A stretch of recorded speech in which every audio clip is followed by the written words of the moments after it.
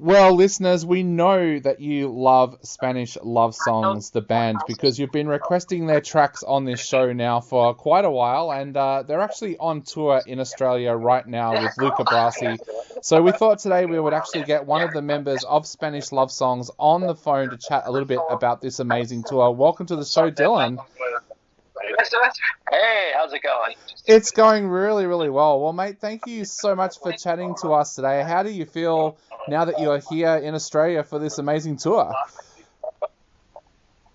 Oh, I'm so excited. I think touring Australia is maybe one of our favorite places on earth to tour. And after we traveled for like 26 hours and we slept last night, so I think we're feeling good today. We're just excited to get to it. So what is it about Australia that makes this one of your favorite places to come to? I think everybody here is so nice about the fact that you're in a band and that you flew around the world to come see them. And that level of graciousness isn't something you get everywhere you go. And it makes for a really fun time. And everybody's excited. And I don't know, it just makes us happy. And also, like, the weather's nice right now, and we're just hanging out with friends, so it's perfect. So have you been aware of how popular your band has become now in Australia? Because we've found since the last album came out, we've been getting so many requests for songs like Haunted, Lifers, Pendulum. Were you aware of that? How that popularity has risen here in Australia over the last couple of years?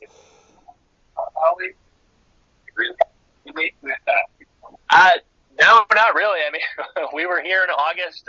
We were actually here the week the album came out. It just lined up that way. And that was our first time ever here, and nobody really talks to us about it otherwise, so that's very cool to hear. This is also the first time hearing of it. Well, of course, now one of the big problems that you've got is with a hit album like that, and you've already had great tracks in the past. How do you go about putting together a set list for a tour like this now that you've got so many great songs to choose from? It's always a tough job, just sort of picking what'll keep us happy and will keep the audience happy as well. But I mean, I think it's a matter of like looking at the numbers and seeing what songs are being played in certain areas and just sort of leaning into that and embracing it and playing the quote unquote hits if we can. Just keeping the show fast and engaging. What about for you as well? Like, do you have tracks that are some of your favorites to play live, or is that like asking who your favorite child is? No, I'm pretty basic in the sense of like I want to be playing the stuff that we just recorded and put out because it's the stuff we played the least and it's the stuff that's keeping me interested in music. And that's how I feel about every band. I always find that I'm always most interested in the last album that a band put out because it's the thing that's keeping them going. And I don't necessarily want to hear stuff from 5 or 10 years ago. Awesome. So tell us a little bit about this tour. What have you got planned away from the stage? I know that there's a few times there where you've got a little bit of a break. What are you hoping to do on those off days while you're here in Australia?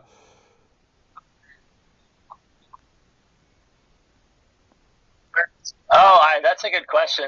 I feel like we just came off of a 6-week tour in the U.S., so we haven't had much time to plan for this. We kind of have just shown up and are being told where to go. But I know we have a day off in Perth, and none of us have ever been to Perth before, so that'll be fun.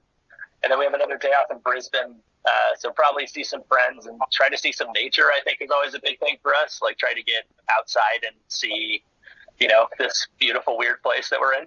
Yeah. You just mentioned about coming off a 6-week tour in the States. How did that go? How did you find that the new tracks have been received live?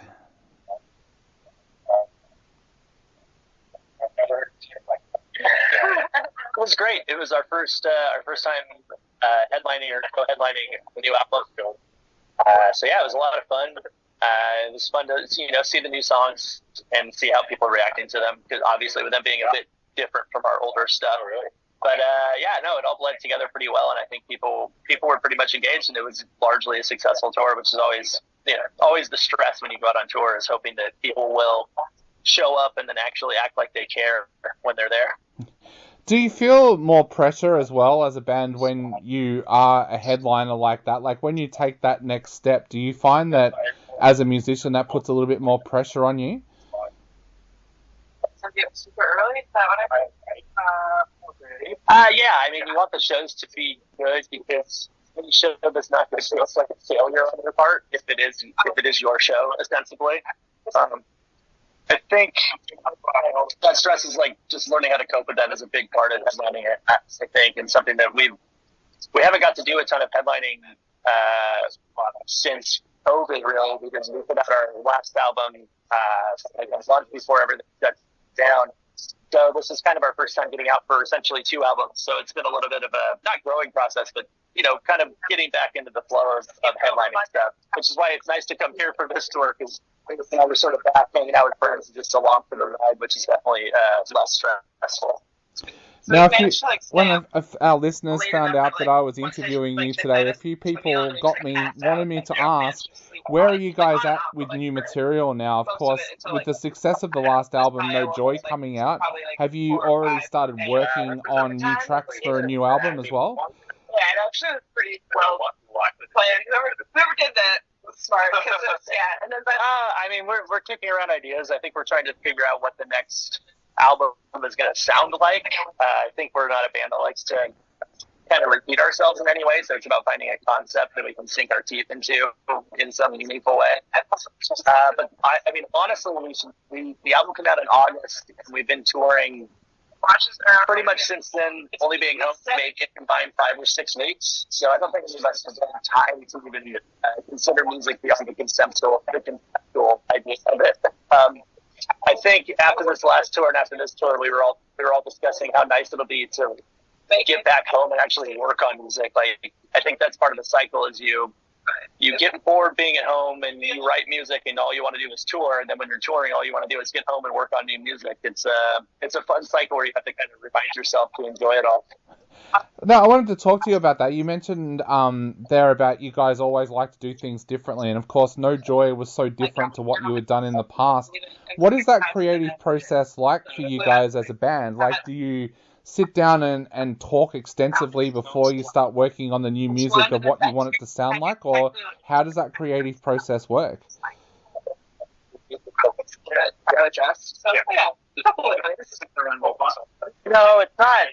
it's not that well thought out. It's more so,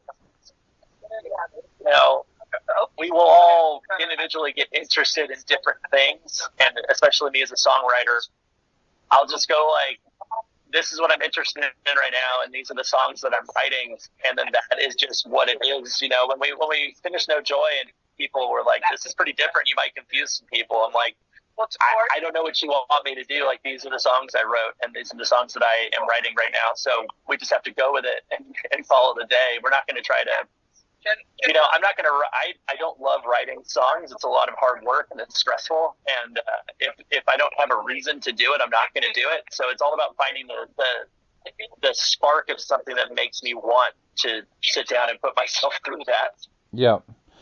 How do you deal with that stress? You said that you find songwriting stressful. How do you deal with that stress when you're going through that process?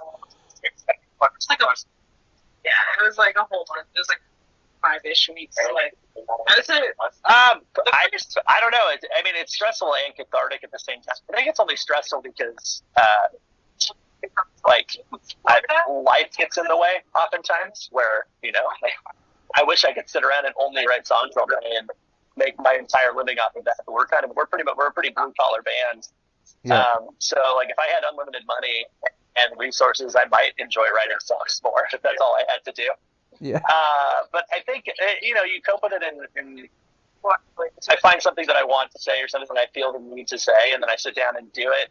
And I also, as much as I joke about how hard it is and how awful songwriting is, at the same time, like, the feeling of having written a song is one of the best feelings on earth. So I'm always chasing that feeling. And unfortunately, in order to get to that, everything written is often. So that's kind of the life I find myself in. Yeah. Well, Dylan, I know we are running out of time very, very quickly, and you've got a million things to do at the moment. So to finish off, what would you like to say to all of your Australian fans that are heading along to these shows or are about to buy tickets to these shows? Smaller shows, little, like basically at like a pub. Like, please come out. It's going to be a great time. I've been talking to Luca Brasi on the internet since 2018 or 2019, and them being like, hey, we love your band. We want you to come to Australia. And I was like, I love your band. I would love to come to Australia. And it just never worked out until this time. And for it to finally, we literally just got in the van and met everybody for the first time. And I looked at Meredith and I said, this is surreal. This thing that we've been talking about for 5 years is like happening now. So I think that energy is just going to carry through these shows. It's going to be a great time, and it's going to be a lot of fun. So yeah, if you're thinking about coming out, I just say just do it. It's going to be, it's crazy to me that we're going to be in Australia that we are in Australia for the second time in 9 months. So we're just here having a blast. So yeah, come hang out.